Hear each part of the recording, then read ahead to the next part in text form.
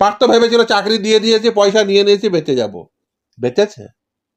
একটাও পার্টির নাম্বার 2 ছিল পার্থ চ্যাটার্জি। যেদিন অ্যারেস্ট হয় ফোন করে দিদিকে বলবে দিদি বাঁচান, দিদি ফোন আর তোলে না। তুমি পাড়ার ফুটো মস্তান, তোমার ফোন তুলবে? পার্থ চ্যাটার্জির ফোন দিদিমণি তোলে না, আর তোমার ফোন তুলবে তুমি বিপদে? কিন্তু পুলিশের বড় কর্তা যারা, তাদের ফোন, তারা ফোনে ফেস টাইমে হোয়াটসঅ্যাপ কলে কোন কোন নেতার সাথে কথা বলেছে। সিবিআই তদন্ত হচ্ছে, বিশেষ করে এই মেয়েটির যেভাবে, আমার বোনটিকে যেভাবে ধর্ষণ করে খুন হয়েছে সেই কাণ্ডে। কিন্তু তার পিছনে অন্য কোনো উদ্দেশ্য ছিল কিনা, অন্য কোনো র্যাকেট ছিল কিনা, নিশ্চিতভাবে সিবিআই তদন্ত করবে। আর দ্বিতীয় কথা বলি, যে ওই যে বললাম না সন্দীপ ঘোষ বারবার আর্জি করে ফিরতেন কেন? মধু কি আছে? আর এই মধু সংগ্রহে যিনি যেতেন, তিনি যে সেই মধু সংগ্রহের জায়গায় যেতে পারতেন, তার পিছনে তার কি জাদু রয়েছে, এই মধু আর জাদুটিকে সিবিআইকে খুঁজতে হবে। শুধু তাই নয়, দেখুন এই এত কিছু ঘটলো রাজ্যের, শুধু নয় গোটা দেশব্যাপী, শুধু দেশব্যাপী কেন বলবো, দেশের বাইরেও দেখছেন বিভিন্ন জায়গায় আন্দোলন সংগঠিত হয়েছে, সাধারণ মানুষ গর্জিয়ে উঠেছে। তখন সেই ঘটনাটিকে ডাইভার্ট করার জন্য, ধামাচাপা দেওয়ার জন্য তারপরের যে ঘটনাটা ঘটলো সেটা কতটা ন্যাক্কারজনক ভাবুন। এত কিছু ঘটে গেল, আচ্ছা তখন না হয় মানলাম যে আপনার কাছে খবর ছিল না। আচ্ছা এই ছেলেমেয়েরা প্রোটেস্ট করছিল যারা আরজি করের সামনে বসে, একটা মব এলো, মব থেকে 70 থেকে 80 জন কি 100 জন গিয়ে ঢুকে পড়লো আরজি করের ভিতরে। প্রথমে ভাঙলো সেখানে বসে থাকা ছেলে মেয়েদের, যারা প্রতিবাদ সংগঠিত করছিল তাদের মঞ্চ। তারপরে ভাঙলো এমার্জেন্সি, সেকেন্ড ফ্লোর পর্যন্ত উঠে গেল। উদ্দেশ্য কি ছিল? প্লেস অফ অকারেন্স হচ্ছে ওই আরজি করের অভ্যন্তরেই, ওই বিল্ডিংয়েই। সেই প্লেস অফ অকারেন্স থেকে এভিডেন্সগুলোকে ট্যাম্পার করা, মানুষের দৃষ্টি ঘুরিয়ে দেওয়া যে, এবং মানুষকে ভয় দেখানো, যেটা যে কোনো স্বৈরাচারী শাসক করে থাকেন। মমতা বন্দ্যোপাধ্যায় এক্স্যাক্টলি অন্য 5টা স্বৈরাচারী শাসক যা যা করেন, যে ভয় দেখিয়ে দেব যাতে কেউ ভবিষ্যতে এদের বিরুদ্ধে, এই যে কোনো ঘটনার বিরুদ্ধে যাতে প্রতিবাদ সংগঠিত না করে, সেই জন্য তাকে ভয় দেখিয়ে দেব। দেখো এরকম করে ভাঙচুর হবে, তোমাকে পুলিশ ডাকবে। এই যে ধরুন পুলিশ ডাকছে, আচ্ছা কলকাতা পুলিশের আইবি এতটা ফেলিওর কিভাবে হতে পারে? আপনারা নিশ্চিতভাবে জানেন। চাকরি প্রার্থীর ছেলেমেয়েরা একটা আন্দোলন করবে, তারা আসছে, শিয়ালদা স্টেশনে নেমেছে, পুলিশ ধরে তুলে নিয়ে চলে গেল লালবাজারে। চাকরি প্রার্থী ছেলেমেয়েরা চাকরি চাইতে যাবে, চাকরিতে নিয়োগের স্বচ্ছতা নেই সেটা বলতে যাবে, তাদের খবর রাখেন এবং শিয়ালদা থেকে টপার টপ তুলে নেন। আর দমদম থেকে আসছে, হাওড়া থেকে আসছে, বেলগাছিয়া থেকে আসছে, রড নিয়ে, হাফ প্যান্ট পরে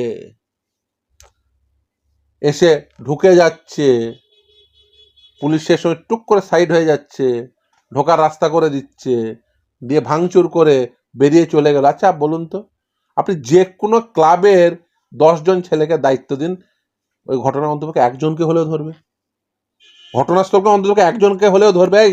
তাকে ধরে নিয়ে পুলিশের কাজ কি ছিল? তাকে ধরে নিয়ে গিয়ে এই তোদের নেতাকে, তোদের পাঠিয়েছে কে? এইটা জোগাড় করা কি খুব কঠিন কাজ?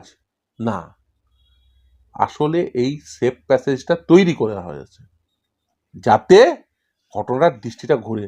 আমি তো বলবো এই ঘটনার সিবিআই তদন্ত হচ্ছে, প্লেস অফ অকারেন্সে যেহেতু এই ঘটনা সংগঠিত হয়েছে, সিবিআই এর উচিত এই ঘটনাটি, যে তারা এভিডেন্স ট্যাম্পার করতে গেছিল কিনা, সেই জন্য এই ঘটনাটি এক্সটেন্ডেড হয়ে এই সিবিআই তদন্তের আওতাধীন হওয়া উচিত বলে আমি মনে করি। শুধু তাই নয়, সেদিন পুলিশের বড় কর্তা যারা, একদম নিচের দিকের পুলিশরা মার খেয়েছে, কিন্তু পুলিশের বড় কর্তা যারা, তাদের ফোন, তারা ফোনে ফেস টাইমে হোয়াটসঅ্যাপ কলে কোন কোন নেতার সাথে কথা বলেছে। উত্তর কলকাতার কোনো এক ঘোষ কাউন্সিলরের সাথে কি কথা হয়েছে?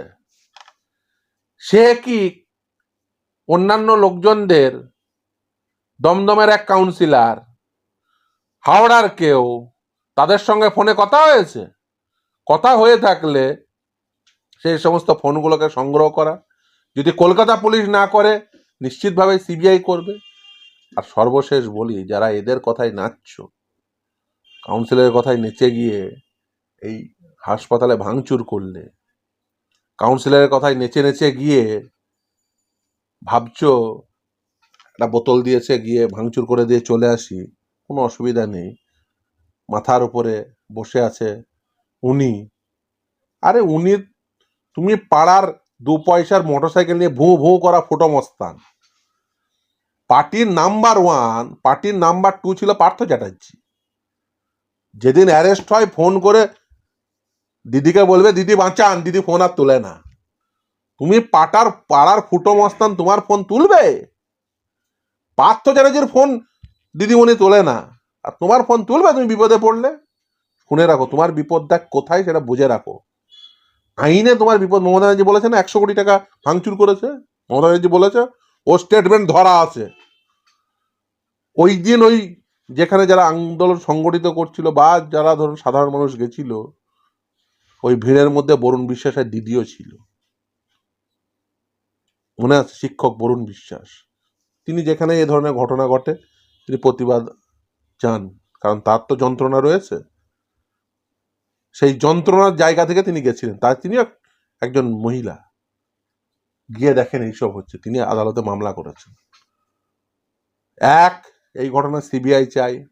দ্বিতীয়, এই যা যা ভাঙলো, মমতা ব্যানার্জি বলেছেন 100 কোটি টাকা হয়েছে, ওই 100 কোটি টাকা যারা যারা ভেঙেছে তাদের প্রত্যেকের পকেট থেকে, যার মোটরসাইকেল আছে পাড়ায় ভুঁ ভুঁ করে নিয়ে ঘুরে বেড়ায়, ওই মোটরসাইকেল অ্যাটাচ করতে হবে।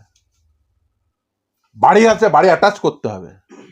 সব প্রপার্টি অ্যাটাচ করে তাদের কাছ থেকে ওই হাসপাতাল ভাঙার পয়সা জোগাড় করতে হবে।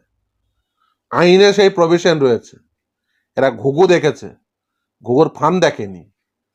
এরা মনে করেছিল ওই যেমন চাকরি দুর্নীতিতে ও দুর্নীতি করেছে, মানিক যেমন ভেবেছিল এই ধ্বংস করে দিয়েছে, ওই পেপারগুলোকে সব পুড়িয়ে দিয়েছি, তারপরে ওগুলোকে সব ডিলিট করে দিয়েছি, দিয়ে এডিটেবল কপি রেখেছি, আমি বেঁচে যাব। মানিক বেঁচেছে? পার্থ ভেবেছিল চাকরি দিয়ে দিয়েছে, পয়সা নিয়ে নিয়েছি, বেঁচে যাব। বেঁচেছে? এ কটাও বাঁচবে না। আর এদের মাথায় যারা বসে আছে সে কটাও বাঁচবে না, কারণ এই ফোনগুলো ট্র্যাক করলে সব কটা ধরা পড়বে।